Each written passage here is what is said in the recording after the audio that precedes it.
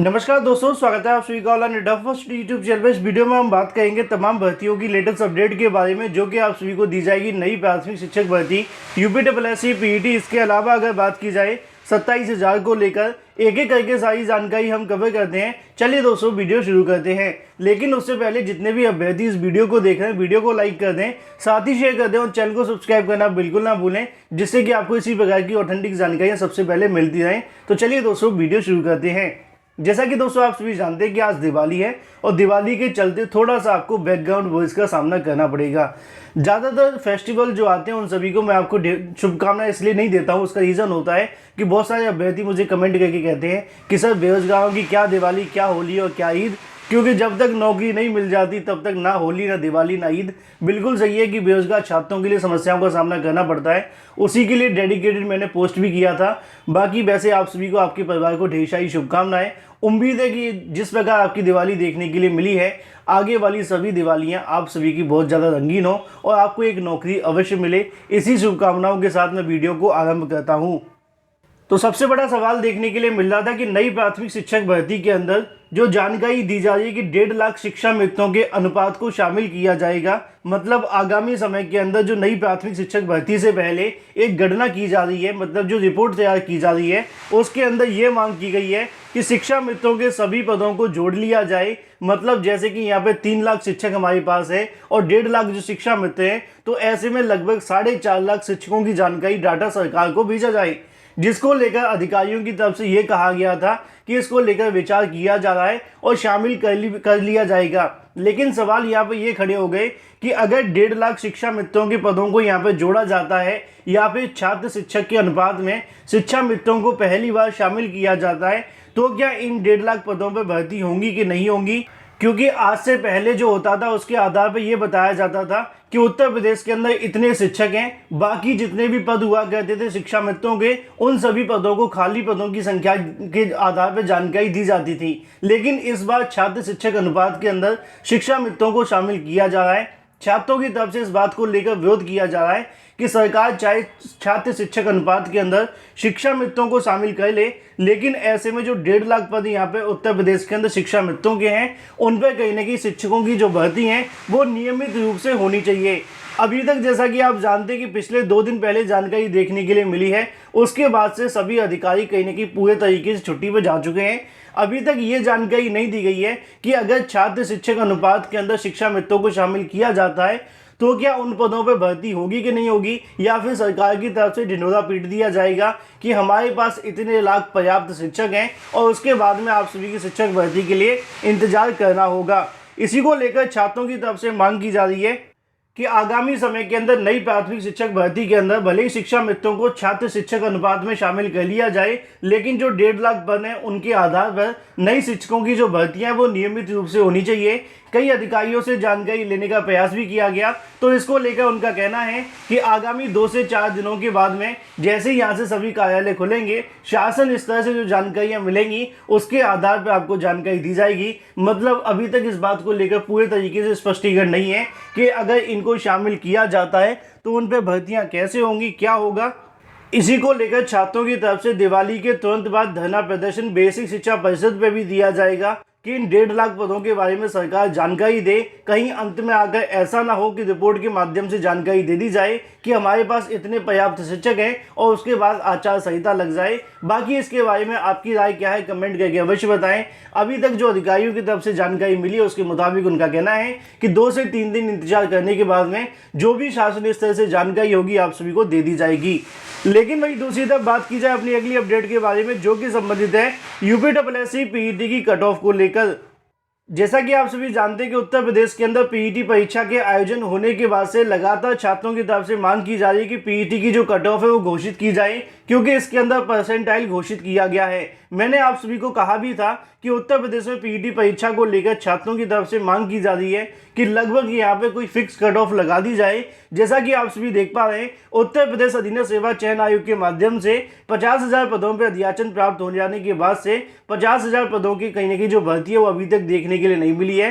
PET का result घोषित हो जाने के बाद 50,000 पदों पर विज्ञापन जारी क्यों नहीं किया गया, जबकि मुख्यमंत्री ने बार बार खाली पदों की घोषणा भी की थी। इसी को लेकर नीचे जानकारी देखने के लिए मिलेगी कि अधीनस्थ सेवा चयन आयोग के माध्यम से संबंधित भर्तियों को लेकर तकरीबन 1 लाख से ज़्यादा जो पद है वो खाली पड़े हैं, जिसमें आयोग के द्वारा साल भर पहले दी गई जानकारी के अनुसार 50,000 पदों का अध्याचन काफ़ी समय पहले प्राप्त हो चुका है।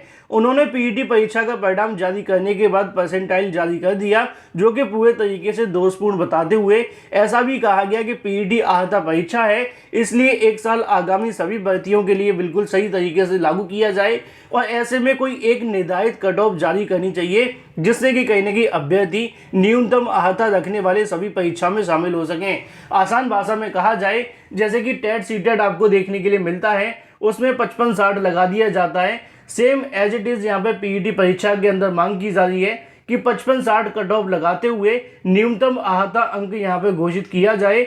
लेकिन आयोग की तरफ से जो जानकारी दी जाए उसके मुताबिक उनका कहना है कि सिर्फ 15 गुना अभ्यर्थी को बुलाया जाएगा, ये भी पूरे तरीके से गलत कहा गया है। यहाँ पे जो मांग है वो की जा रही है कि जिस प्रकार आयोग की तरफ से कहीं न कहीं बदलाव किए गए कट ऑफ को लेकर एक निश्चित कट ऑफ नहीं रखा गया है, इसको लेकर आगामी भविष्य के अंदर विवाद होने की पूरी संभावना है।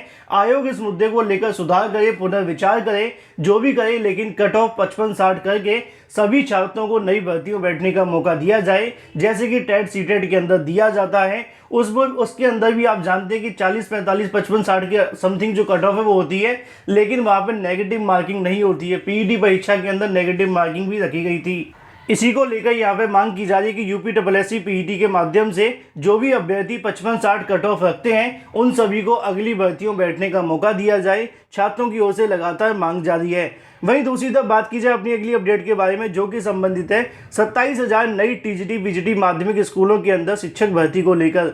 जैसा कि आप जानते हैं कि उत्तर प्रदेश के अंदर बार बार सीएम योगी की तरफ से कई सभाओं में ऐसी जानकारी दी गई थी कि नई प्राथमिक शिक्षक भर्ती से पहले आपको टीजीटी की एक और भर्ती देखने के लिए मिलेगी, लेकिन अभी तक ऐसा नहीं हुआ। जब जब मुलाकात चयन बोर्ड के सामने हुई तो वहाँ पे उनके माध्यम से कहीं न कहीं नई तारीखें बता दी गई। उत्तर प्रदेश के अंदर आप जानते हैं कि टीजीटी पीजीटी के पहले जानकारी दी जाती थी कि 40,000 से ज़्यादा पद खाली हैं, जिसको लेकर हाल ही में 15,000 पदों पर विज्ञापन जारी हुआ। अब ऐसे में सीएम की तरफ से ये भी कहा गया था कि माध्यमिक विद्यालयों के अंदर 27,000 से ज़्यादा जो पद खाली हैं, उनको लेकर भी भर्तियों के विज्ञापन जारी किए जाएं।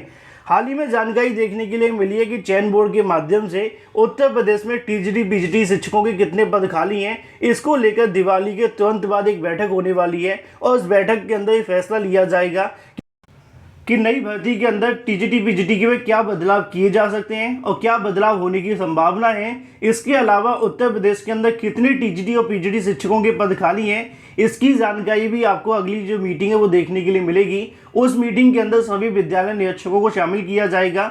जानकारी देखने के लिए मिली है कि दिवाली के बाद किसी भी दिन इस मीटिंग का जो आयोजन है वो करवा दिया जाएगा, जिसके अंदर उत्तर प्रदेश के अंदर टीजीटी पीजीटी के सभी खाली पदों के बारे में जानकारी मांगी जाएगी और सब कुछ ठीक रहता है तो उसी के बाद चयन बोर्ड के माध्यम से ऑनलाइन पोर्टल को खोला जाएगा और उसके बाद में यहाँ से जो अध्याचन प्राप्त होंगे। अब सवाल देखने के लिए मिलता है कि 27,000 पदों पर टीजीटी पीजीटी भर्ती कब तक आएगी, तो इसको लेकर कोई तारीख निर्धारित तो नहीं है, क्योंकि अभी तक आप जानते हैं कि पोर्टल को लेकर अध्याचन तक नहीं मांगे गए। अध्याचन मांगे जाएंगे, उसके बाद में अध्याचन मिलेंगे। अध्याचन सही मिलते हैं, गलत मिलते हैं, उसकी जांच हो सकती है। उसके बाद में सब कुछ ठीक रहा तो उसके बाद संस्तुति के लिए शासन को भेजा जाएगा। मतलब हम कह सकते हैं कि 1 महीने का समय लगभग शेष है इस पूरे के पूरे प्रोसेस के अंदर, जिस दिन से आपके अध्याचन मांगने शुरू कर दिए जाएंगे।